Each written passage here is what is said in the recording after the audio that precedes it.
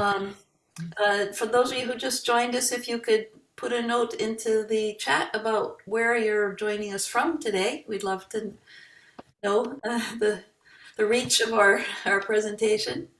There are three of us on the call who are members of the Board of Trustees of the National Museum of Language. I'm Jill Robbins. I'm the Vice President and Chief Technical Officer. I'll let Greg introduce himself. Go ahead, Greg. I'm Greg Nedved, the President of the museum. And I will let the other person. And then Laura. Hi, I'm Laura Murray, and I'm a member of the Board of Trustees, and I'm the Chief Development Officer for the National Museum of Language. And we welcome you to check out our website. We are a totally virtual museum. We are developing new exhibits all the time. The latest exhibit that we launched last month was called Virtual Cruise to Puerto Rico. And it introduces the language and culture, music and art of the island of Puerto Rico. We are also developing an exhibit called The Power of Poetry, Resisting Injustice with Language. And actually one of our guests today, Ed Hostetter, is a contributor to that with some poetry in Ugaritic and ancient Egyptian poetry, most recent editions. And then Linda, would you like to introduce yourself, Linda? First, I need to unmute myself. Yes, I'm Linda Thompson. I'm the executive assistant for the museum. And also have been working on the poetry project. Yeah, yeah. And Marjorie Kaplan is our bookkeeper, treasurer. Hi, Marjorie. Hey there. Thanks for joining us today. And so I see we have guests from Fort Myers. Well, Joe is from Fort Myers, Florida. That's me. Yeah. We got people from University Park, Silver Spring, and Chincoteague Island, Virginia, so far. We may get more people joining us as we go, but let's go ahead and get started. Ed, would you like to introduce Joe for us? I'm glad to introduce Joe DiOrio. And as a sort of serendipitous coincidence there, you mentioned, Jill, our Power of Poetry exhibit there on the National Museum of Language webpage. And in Joe's latest blog, he actually mentions a recent poet laureate named by the Library of Congress. So maybe if folks want to take a look at our poetry exhibit after the lecture, they can do that. But Joe, in fact, does write a blog, and you can go to joedioriowritereditor.com and see that. So joedioriowritereditor.com. I believe I got that right. Did I, Joe? Yes, it is. Thank you. Yeah. Well, anyway, most of you probably had a chance to read Joe DiOrio's biography on our Language Museum webpage. I won't rehearse those details, but I was fascinated that Joe's writing career extends from high school days when he worked on a local newspaper. And his career of writing, I guess, is at least partially what resulted in his book. I read his book a while ago, and I was so enthralled with it that when I discovered one thing I disagreed about, I decided to write him and ask him what he thought about it. I'll let him tell you what that sole critique was if he even wants you to know. But anyway, we exchanged emails since then, which led to his being our speaker today. And so to talk about his book, his blog, and other linguistic matters, here is Joe DiOrio. Thank you very much, Edwin. I appreciate that. You know, I want to, and thank everyone for joining today. I want to mention the disagreement, which I don't remember specifics about it, but Ed, I remember we did talk via email about this. And I always make a point if I'm contacted by anyone to just to respond to them, no matter what the matter is, whether it's a compliment or a critique or what have you. Ed, you read my book, and you know that on page 2 of the book, I write, I stink at English grammar. I always have. So that line has always been my get out of jail free card. So if someone does come up to me and say, I found a mistake in your book, how dare you? I just basically say to them, page 2. Just remember what I wrote there. But thank you for that very nice introduction. And I thank again everyone for coming. Something I mention when I speak is I have an eyesight disorder. In addition to being nearsighted, I have an eyesight disorder called nystagmus, Nystagmus. With me, it's a congenital disorder. It has a slight effect on my depth perception, so everything looks like a Picasso painting to me. But what you might notice when I speak is I have a tendency to have to turn my head a little bit to the left in order to focus. And because my nystagmus is congenital, I'm completely unaware of it when I'm doing that. So up front, I apologize. I know it can be distracting, but if you see me looking at the camera like this, I promise you I'm not sizing anyone up. This is my first book, and I am 66 years old. What's the hashtag? Never too late. But I thought I'd talk today about how the book came about, how we actually managed to market a book in a when you're in a pandemic. And let's see, come on, wake up here, computer. There we go. And what makes me an expert on language? I even feel bad that I wrote that line, because you know what? I'm not an expert on language. I am someone who has to always work at getting better at it. And at the end, I'll have time for questions. The fact I mentioned before is that I'm here talking about language gives me a massive case of imposter syndrome, because I'm not a grammatical expert. I'm not someone who writes dictionary. I'm not a lexicographer. And the fact that I'm here talking at the National Museum of Language just basically amps up my anxiety. So fortunately, you won't see me sweating, but it's still delightful to be here. And everyone will have a different opinion about language. That's how Ed and I got to know each other. And if you do disagree with me, I'll go back to mentioning page 2. That's how I. that's always my get out of jail card. But the thing that I mentioned with that is that English is this messy language. It grew out of a desire to have, by people who were living in North America, to not speak British language. They wanted to separate ourselves from British English. So that's how we have language that's replete with inconsistencies, bad rules, funny spellings. It's just you have affect, effect, complement with an E, complement with an I. These are some things you already know. It was H.L. Mencken who said, the American language is one of the messiest of all. And he wrote a great book over 100 years ago called The American Language, which I highly recommend. Yeah, no, I knew he moved away from Nashville. I didn't remember where. Yeah, and I highly recommend it. But you already know that there's different opinions about language. You already know that English can be messy and inconsistent. But let me offer to the group just a couple of very quick quiz type questions. And the first one, and you can put your answers if you like in the chat. The first one is, which of these is not a word or a phrase?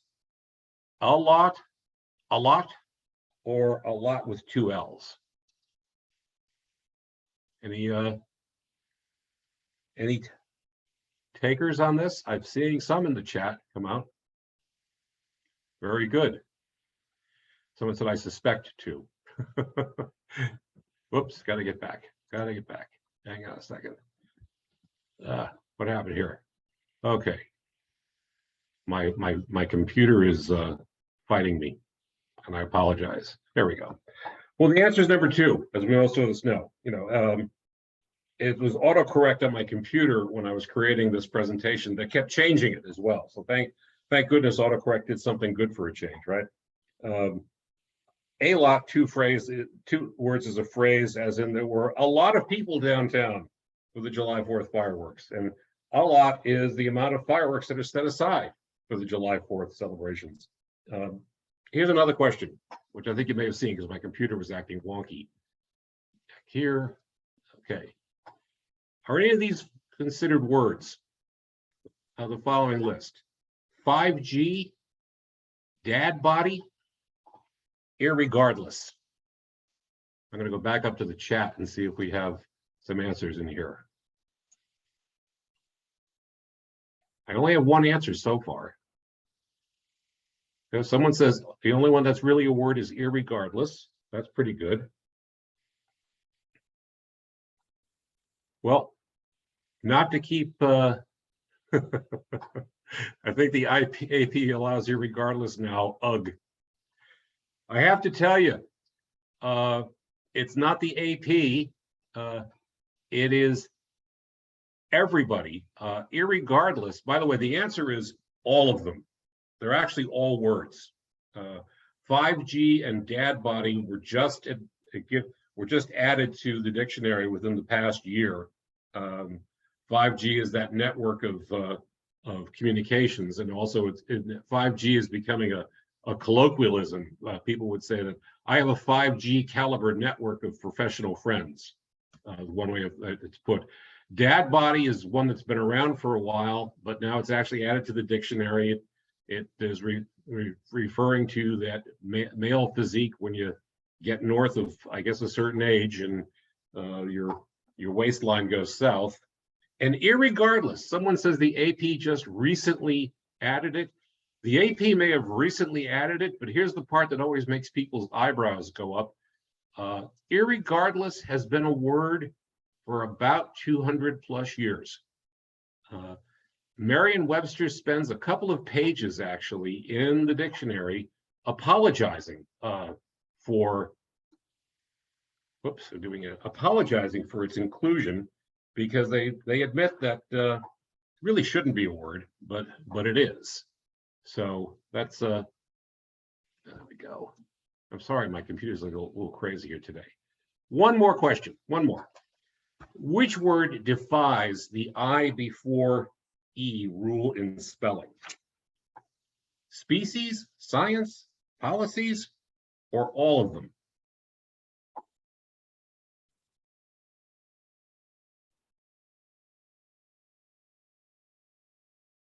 Yeah, I'm getting some answers that come in. That's pretty cool. Yeah, it's all of them, which again goes back to what I said earlier. English is a messy language. English is one of these languages, there's no rhyme or reason to it. These are, there's the I before E spelling, but they're all words. They're all correct. But what I had down here is the bigger question. Now that's all I had for the quick quiz, but I have one other big question. When I ask, show of hands if you're still showing your camera. When I asked each question, who took the time to open another tab on their computer and look up the answer? Either a show of hands or just in the chat, just say, I looked up the answer, or you knew it, so good for you. I always admit I have to look up everything.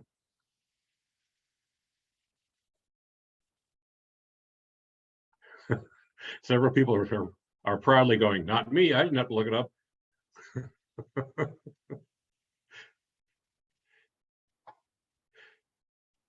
And the bigger question I had the reason I put this the bigger question is, most important, if you didn't open a tab and you didn't know the answer and you didn't open a tab, why didn't you? I love in the book, Ed knows this, I share a story about Albert Einstein, and apparently this is it's true, it's not just a story.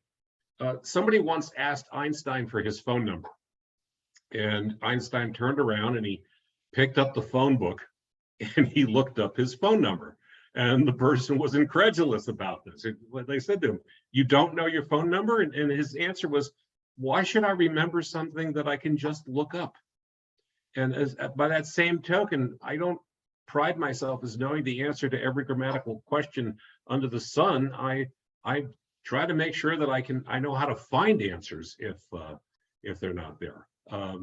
So that's my bigger question for everybody. You've got all these great resources, and that's really the genesis of my book, that it, my mea culpa, if you will, is that I'm terrible at grammar, and I always have been. I had to teach myself most of the basics, which even goes down to how to diagram a sentence, which, by the way, diagramming a sentence to this day still gives me the heebie-jeebies. It is one of those things that once you, even though you're self-taught, even though I have an example of it in the book, it is one of those things that just puts a chill up my spine. I even have to look up the word grammar to make sure I'm spelling it right. You know, the reasons I'm bad at it were varied. My parents moved a lot when I was a kid, which means I changed schools a lot, which means that whatever page my previous school was on in studies, the new school was on a different page. There were a lot of reasons to it. The fact that go on is that I was bad at it, and the weakness I kind of made the cornerstone of my book. And everybody knows this. There's a ton of grammar books and writing books where the authors are touting their linguistic prowess. I'm friends with Ellen Joven, who you see there in that center, the author of Rebel with a Clause. And you know, her superpower is that she actually sets up a table outside of a Washington Square Park in New York City and answers questions people have about grammar. I would be terrified to do that because people would come up to me and they would ask me questions that I'd probably not know half the answers half the time. I know my limits of these things, and that's kind of where the genesis of the book itself came from. So I just took a quick look at the chat in case there's any questions right here. And people say to me, "You're bad at grammar, and yet you're a writer." And yes, the thing I realized when I did the book is I've been a writer all my life. Ed didn't mention I used to write comic books when I was a kid, so my writing goes way back. Stringer for a newspaper, and you know, I was a speechwriter for IBM, and I was a freelancer for years, and now I'm an author of a book. And, you know, my one marketable skill I've had all of my life is that I can write a simple declarative sentence, and because I use a dictionary, I almost always spell all of the words correctly, and that has been my superpower for these years. Knowing my limits and knowing but still a fascination with language is backs me up. And I'll give you a great example. Told you I had 3 questions of quiz. I have another quiz I'm going to give everybody here. What am I doing when I say wheat, wit, and whiz, please? I'm going to open up the chat to see if people know what I'm doing.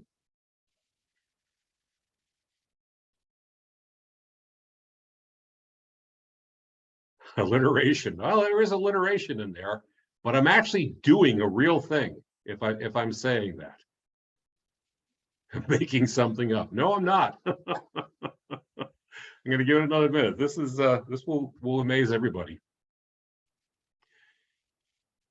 I'm ordering beer. I'm ordering something. I'm ordering a sandwich. I'll get there. I'm actually doing that. I'm ordering a cheesesteak in Philadelphia, which means I want my cheesesteak sandwich on wheat bread with onions and cheese whiz. Wheat, wit, and whiz, please. And I share this story because there's a little sidebar to this. One of the more famous cheesesteak restaurants in Philadelphia is a place, I believe it was called, it was Gino's in Philadelphia.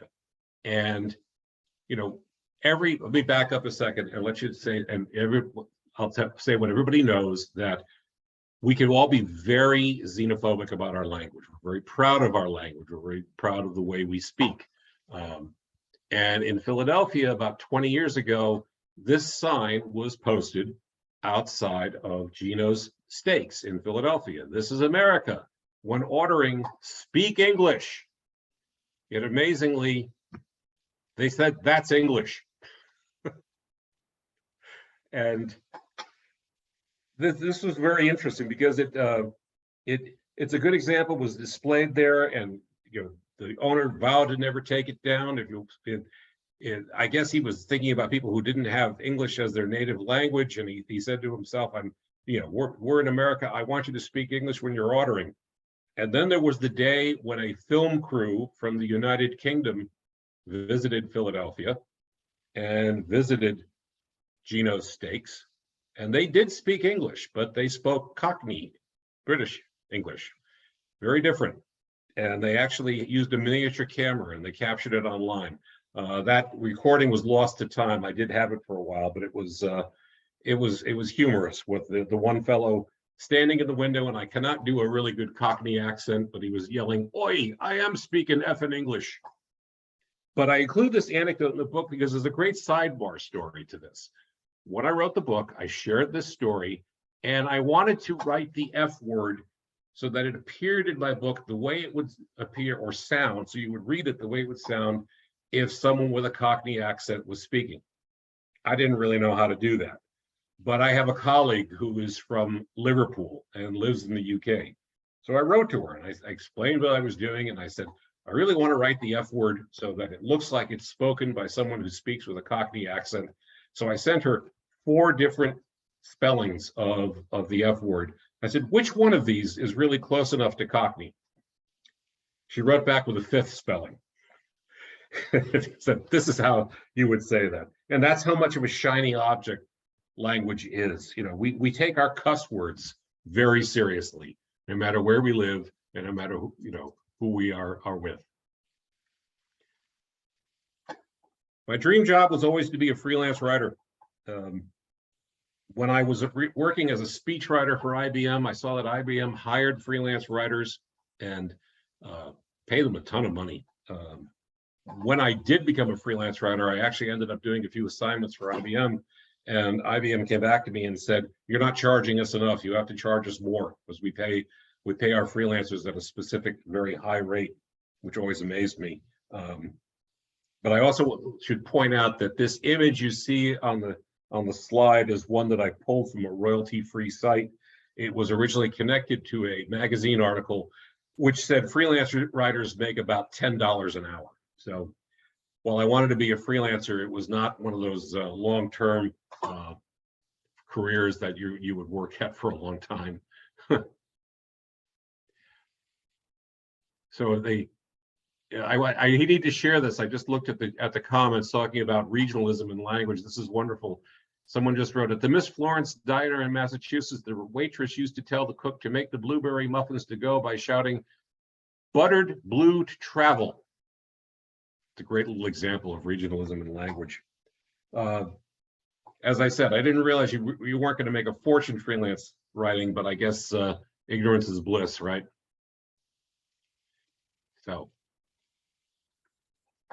I'm not really an expert, as I say, and that created some commonality with writers. I love these comments from people who wrote the book. Someone just recently said, despite what the cover implies, the author has never been a proofreader or a copy editor. Well, I do that now, but I guess I don't have, I admit that I don't have the academic chops behind that.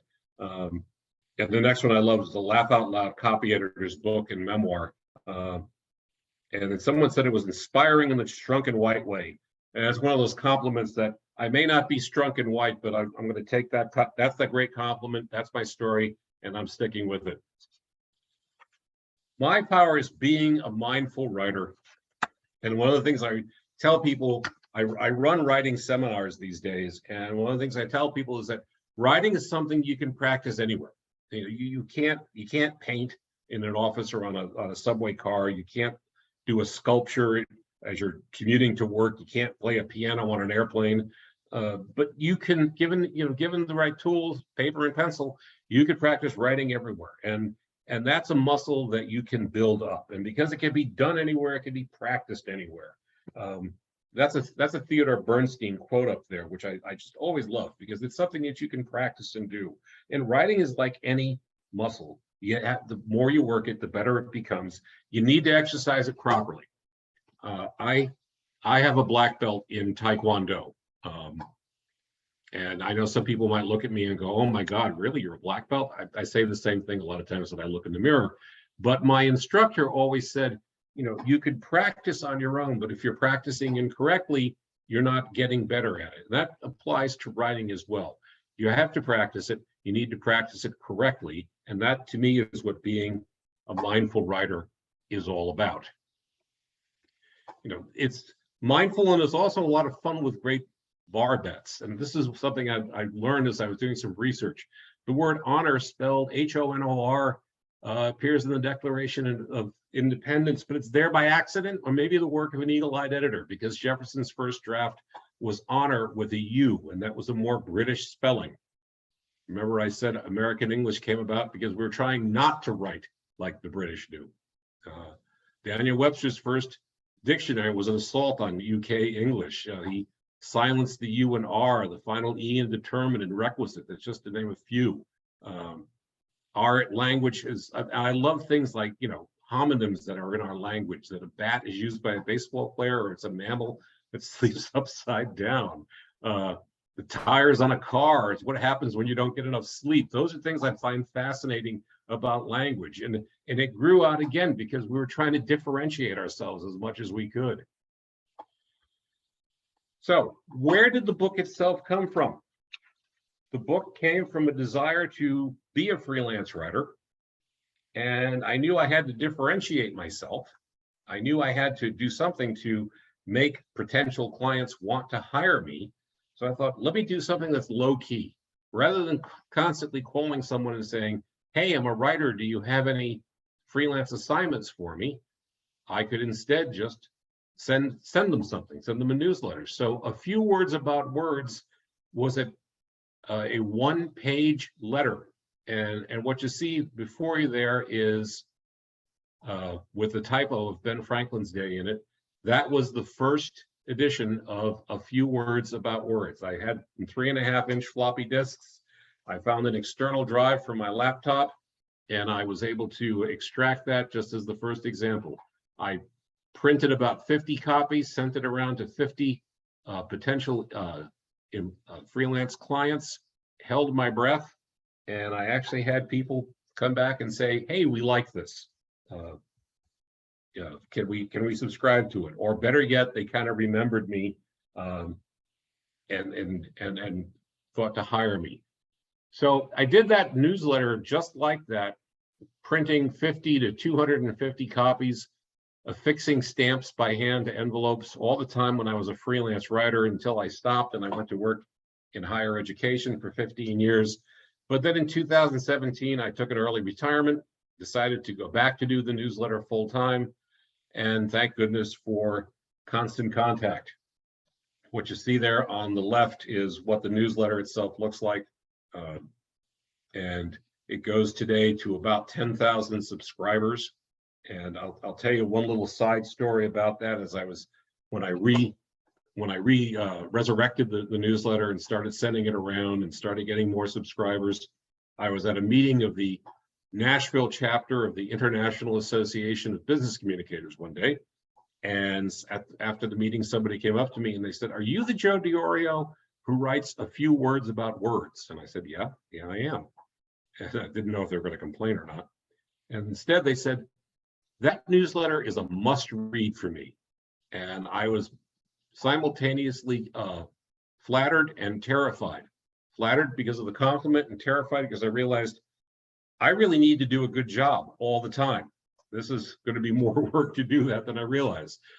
But eventually, after doing it for a number of years, I had a critical mass, and I had a friend who was a publisher, who was a publicist for publishers.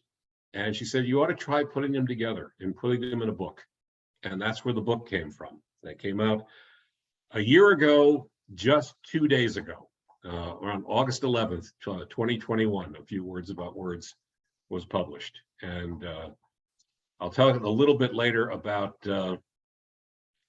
how it's been selling and how you go about selling a book in a pandemic, which is an interesting challenge, to say the least. I'm gonna take a sip of coffee right here. Let me go on here. When I put the book together, they're going to say, who was I kidding? I thought the easy part about doing a book was that it was going to be just take all my back issues of the newsletter, cut and paste them, and put them into a giant Word document, and you've got a book. Who was I kidding? And the fact that the reason Howard Stern appears there is that book, Howard Stern Comes Again, was published right around the time that I started working on A Few Words About Words. And Stern's book is really a collection of his radio interviews. And in the introduction to the book, he said, I thought I could just take all the transcripts of my radio interviews, slap them together, and I've got a book. And he said, who was I kidding? It was a lot more work than he realized. I fell into the same trap. Who was I kidding? It was far more work, but it was worthwhile work.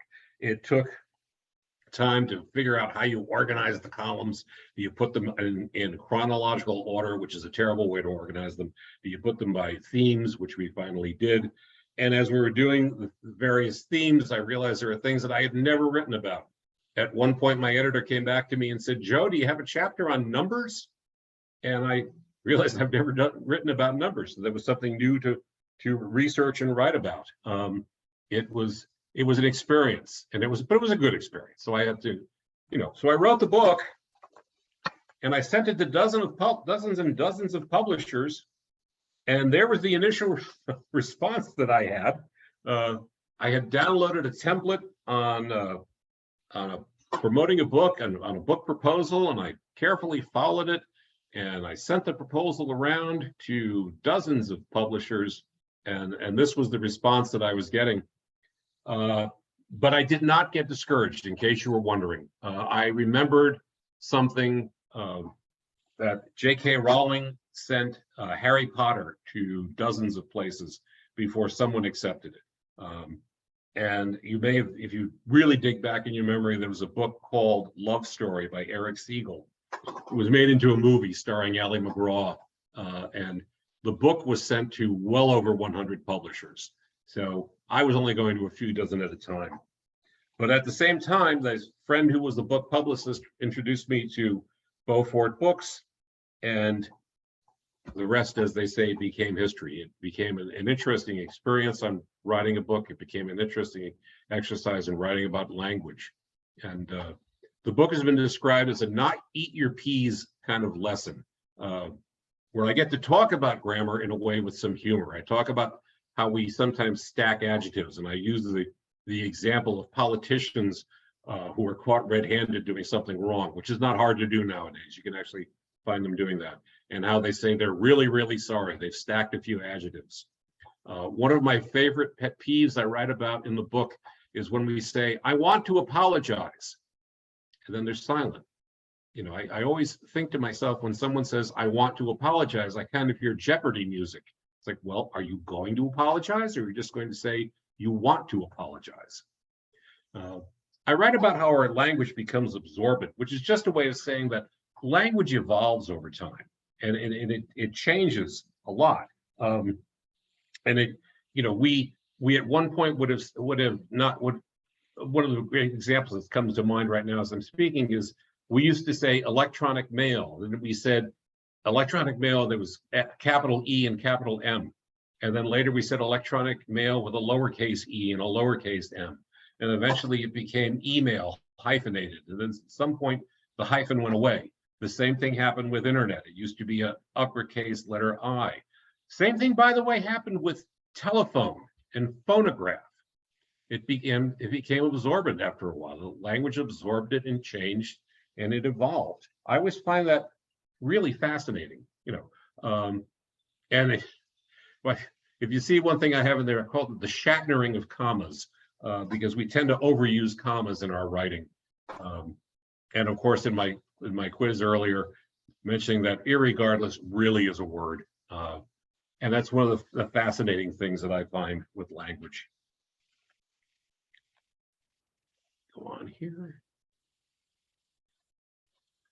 And I try humor rather than eat your peas examples. The photo at the upper left, I took that when I was waiting online at the Music City Center in Nashville to get my COVID-19 vaccine. And I think that's how a lot of us felt at the time when we were fighting COVID. Just, take out the two relevant letters. Television, the upper right, where it says dot and comma, cat, die, and house fire. I have a journalism background. I worked as a reporter. I worked as in print. As I say, I have a face made for radio, but I sympathize with reporters because you're conveying information quickly on deadline, and TV news is a target-rich environment for typos. where you talk about Dot and her cat dying in a house. No, it really was a dog and a cat, but that can happen. The center, the photo in the bottom of the picture is probably people, as I say, will ask me, what are your pet peeves with language? The word facility is my biggest pet peeve ever. Anybody who has been to the Baltimore Washington Airport, Thurgood Marshall Airport now it's called, and they picked up a rental car, they go there and they see they're at the rental car facility. Facility is the most overused, useless, pointless word I thought in language. We talk when there was a few years ago, a fellow was arrested because he was mailing pipe bombs to politicians, and the police and the FBI were able to make an arrest. And they said material that was taken from his apartment was sent to a crime lab facility. Why was it a facility? It's sent to a crime lab. It was sent. They also said he was mailing things from a postal facility. Same story. No, he was mailing things from the post office. So facility is one of my biggest pet peeves. And I always remember I had the opportunity to meet Ted Sorensen about a year or two before he passed. And Sorensen tells the story, and it's just a story, about a fellow who's opening a market where he's going to sell fish. And he creates a first version of his sign that says fresh fish for sale. Well, yeah, you wouldn't sell stale fish. So he changed the sign to say fish for sale. I said, well, if I'm a store, you know that I'm selling it. So just eventually the name of the store just became Fish. That's not overusing the language. Yes, other people fell apart when they saw the FK story. It's how we all felt when we're getting our COVID shots, I'm sure. So Jill asked about doing a intermission, which I said I might do when I get to this point. I'm happy to continue going, but if the group would like a short intermission, I'm happy to do that too. Do we have any takers or thoughts on that?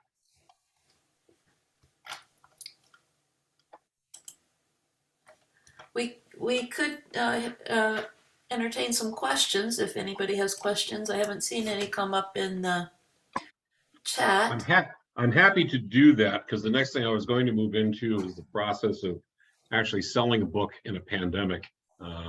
Everyone's saying keep going. I'm happy to do that. Okay. Yeah, we're getting a keep going. Love the rhythm. All right. Nice to know I've got good rhythm. This book, a lot of didn't happen with book sales after March 12th, 2020. Book events didn't happen anymore. Book tours didn't happen anymore. Reviews and face-to-face meetings with editors didn't happen anymore. I was blessed to work with a publishing company, a publisher called Beaufort Books. They have their own publicist, and the publicist had a conversation with the New York Times, and what was going on in the middle of a pandemic, what was going on at the New York Times summed up really nicely why so much slowed down in the publishing business. She talked to somebody at the New York Times book review page department, and he said to her, like, I'm sorry, but decisions that heretofore were 5 minutes with one person walking from their cubicle to another and a quick conversation is now 50 emails in 2 weeks. So the decision about what we're reviewing and what we're doing was just elongated. And in the end, a lot fewer books were getting reviewed. There were no face-to-face meetings with bookstore owners because bookstores were closing. I have a friend in Leavenworth, Washington, who was going to put together this amazing wine and cheese event in conjunction with a bookstore. Well, the winery was closed. The bookstore was closed. There was so much not happening that it made it very difficult. But here's the interesting part. In 2020, 760 million books were sold. That's 10% more than the previous year. So we were all at home, right? We were doing something. We were reading books. But it showed you had to figure out a new way to sell a book because this wasn't, what we had been doing wasn't working. So as I said, I had a lot to build upon. I would work with, I had Beaufort Books, a publisher. I had the independent publisher group. They set me up on Amazon. They set me up on thriftbooks.com, bookshop.com, and more. There were sales teams that went out to independent stores, chains, retailers, libraries. I didn't have to do that myself. They were my advocate at book conferences when there were conferences, because a lot of the conferences were canceled. So I had to come up with my own way to do these things. So what I thought about is my background was in public relations. So I want to just create word of mouth, top of mind awareness of my book. I thought, let me try to use social media, which everybody does, to promote the book. Let me use personal contacts. Let me use electronic communications. Try to do work with friends. Try to work with face-to-face marketing. Try to find different ways to sell the book on my feeling like it was largely on my own. And I wasn't completely alone. You know, I had friends. Iggy Shorts is a friend's online nickname, but I had people who were going into Amazon and posting reviews. I have friends like at the lower left who are going into Twitter and posting their own reviews. And of course, the lower right, William Safire meets David Sedaris. That was a friend who described, that was his description of my book. And it was so apt that my publisher picked up on it, and they were using use it for their own advertisements. So it was not alone. It was great not to be alone, but you still had plenty of challenges about that. So one of the things I had to help sell the book, of course, was the newsletter. Went to 10,000 people a month. So I put an advertisement. It has a really very specific character, and at least at the time, somebody's microphone is on. Different to exactly what goes on inside the gene that gives it this capability to code. Am I the only one who hears that? Okay.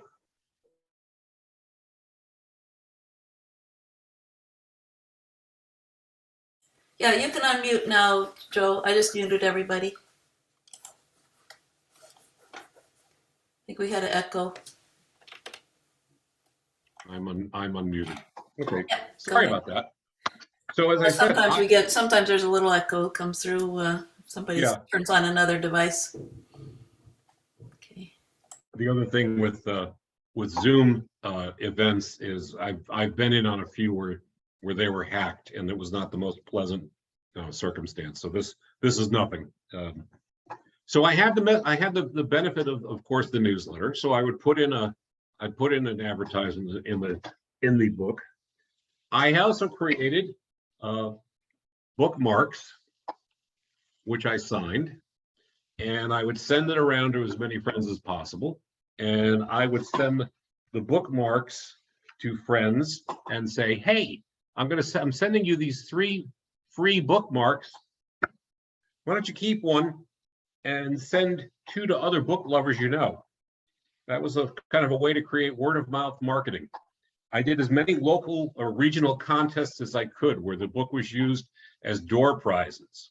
And on the far right, you see 2 libraries. The library up top is the Black Rock branch of the Bridgeport Public Library in Bridgeport, Connecticut, where 15-year-old Joe used to spend a lot of his time. And the lower photo is the Tredyffrin Public Library in Tredyffrin Township, Pennsylvania, outside of Philadelphia.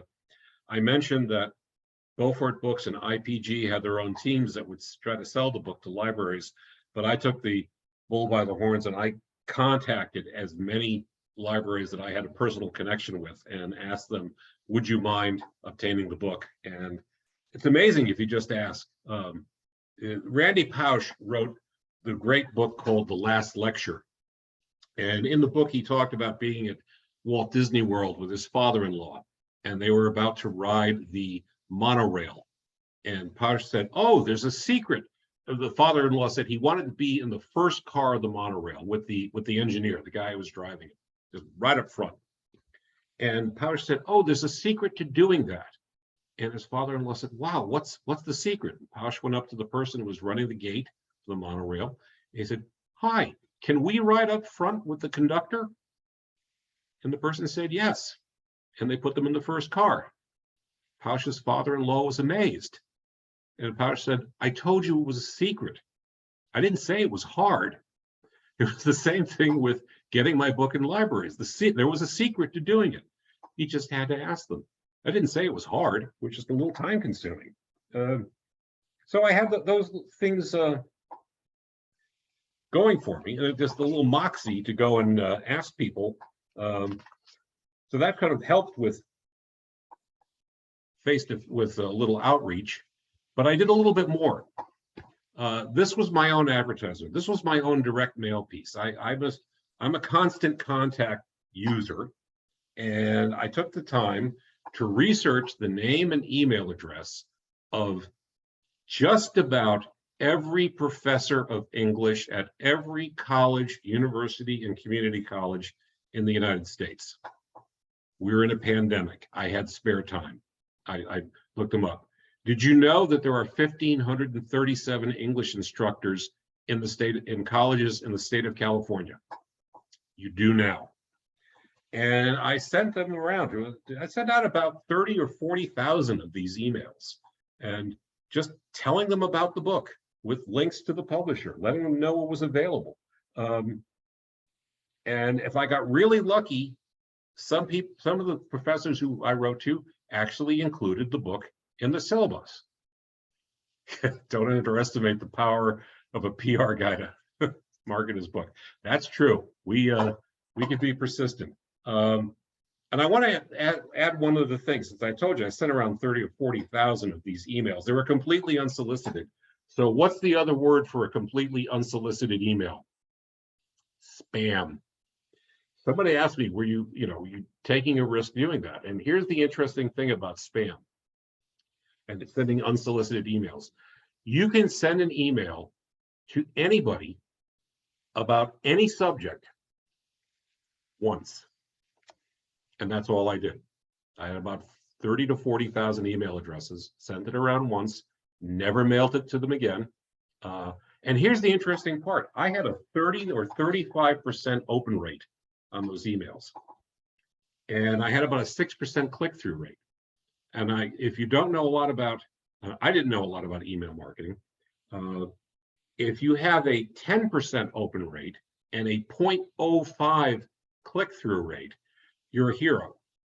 I was at 35% with a 5% click-through rate. So there's no such thing as junk mail. There's just mail that maybe has gone to the wrong recipient. I was able to put that together. I did do-it-yourself interviews. If you couldn't get a reporter to do an interview yourself. That's a photo of myself on the right. On the left is Martha Mattia.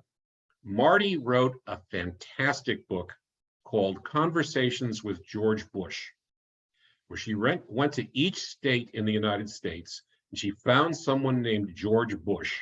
The book was written during the Bush administration. And she interviewed that person about life, their outlooks, their personal politics, and which it became Conversations with George Bush. So we interviewed each other about our book. And I used my limited video editing skills. I did a video recording via Zoom to do what you see here. And then after the interview, I would just cut the interview in half, and Marty had a short video interview where she's talking about her book, and I had a short video interview where I'm talking about my book. And that became a great way to promote our books. We posted it on our social media outlets, Bush Senior or Junior, George W. Bush, that particular Bush. That became a great way to promote our books. So I've done several of these with other authors of books, and it's a great way to, it's do-it-yourself publicity, and it works really well. I also came up with what I affectionately call a killer app. And that is I created a game show. And again, done via Zoom, much like a format that we're seeing here. And I would ask each participant one question about grammar. I try to keep it as simple as possible, similar to the questions that I asked at the start of this presentation. And I just called it A Few Words About Words, the game show. A couple of great aspects to this. One, you can see by the length here in the lower left, the whole recording is less than 4 minutes long. So that makes it a great recording to put on to link to your social media.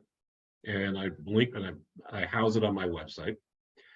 The two people you see here are former students I knew when I worked at the University of Pennsylvania. They were both at the Annenberg School for Communication. That's Dr. Mary Bach at the University of Texas, and that is Paul Falzone, who runs Vision International. It is a nonprofit that creates news programs for small countries, populations that don't get their own news outlets. What's great about this is not only did I create this content, but there are now University of Pennsylvania alumni groups. Guess where they linked the story? Guess where they shared the video? Guess where they sent around the word about the book? It became a machine that moved of itself. It was a lot of fun, and so I've done about 30 of these types of game shows, and it's been a lot of fun, and it's been very, very helpful. So you're hearing me say that I use social media to market the book. You're probably wondering, okay, Joe, well, how did the book sell? How did it work? Well, I'll tell you in just a second. I will tell you that a rule of thumb that the publishing business has is that a social media following can relate to book sales. In other words, if you have a ton of social media followers, you should be able to sell a lot of books. Want to bet? Everybody recognizes Billie Eilish. And according to the New York Times from last December, Billie Eilish has 97 million followers on social media. But she sold only 64,000 copies of her book. That's one book for every 1,500 followers. I'd be pouting too, right? Would anybody else try that? Yeah. My doppelganger, Justin Timberlake. He has 53 million followers on social media. He only sold 100,000 copies of his book. Well, only, that's a great sale, but you would think there'd be more sales for that. And that was one book for every 530 followers. Politicians don't do a whole lot better. That is Ilhan Omar, a member of Congress from Minnesota. She has 4.3 million followers. She sold 26,000 copies of her book. Now, trust me, if I sold 26,000 copies of A Few Words About Words, I'd be a happy man. But they're not really, it's not really that great. That connection between social media and followers doesn't automatically spell out. My poster child for social media followers does not equal book sales is Piers Morgan, TV host. Seen here about the hockaloogie at someone who does not buy, who's not buying his book. He has 9.8 million social media followers. He has sold 5,600 copies of his book. That's one sale for every 17,345 followers. Meanwhile, this guy, I've got about 8,000 followers between all my social media platforms. And I'm a little ahead of that. I got 2,000 plus sales. So that's one for every four. I should tell Piers Morgan I'm available for consultations. Just quickly checking that. You know, what I always say in the end is when you're writing, have fun when you're doing this. I was told that writing is an unnatural process. William Zinsser in his book says that writing is lonely and do it alone. He said he didn't enjoy it. No, writing can be fun. And there's a couple of examples. I mentioned Mike Fisher. I don't think I put his picture in the presentation. Mike Fisher is a retired National Hockey League player. He finished his playing career in Nashville, playing for the Nashville Predators of the National Hockey League.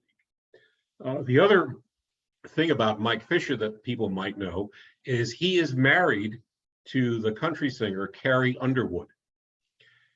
When he he's got a couple of local charities that he does in Nashville, and when he appears on television, the lower third of the screen, that's that text you see at the bottom of your TV screen. The ABC affiliate in Nashville, on their lower third, rather than just saying, this is Mike Fisher, he runs a charity, they write, Mike Fisher, period.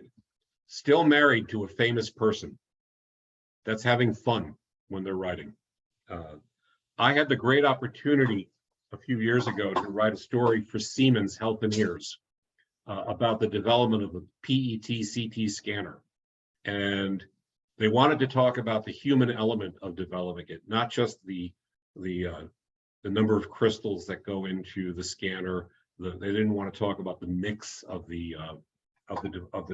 what they inject into you to take pictures. They wanted to talk about the passion behind that. So I started to talk to people in the interviews, and I did a bunch of interviews to write the story.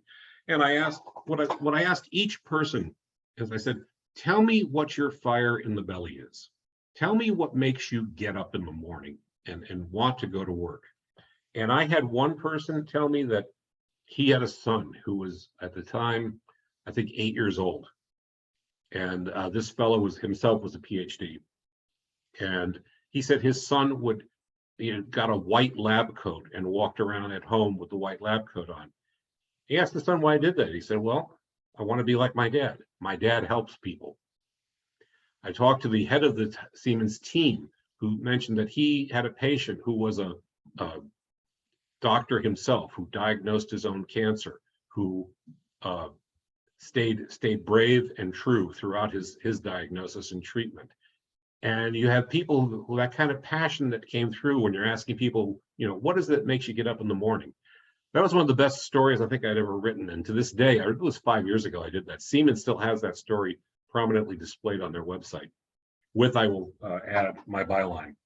This was a really technical subject, but I was able to tackle it in a way that was fun and really appreciated. That's the big picture of what I had today. I know I went a little shorter than what some of these go. That's my background as a PR guy too. This is the best way to get in touch with me beyond today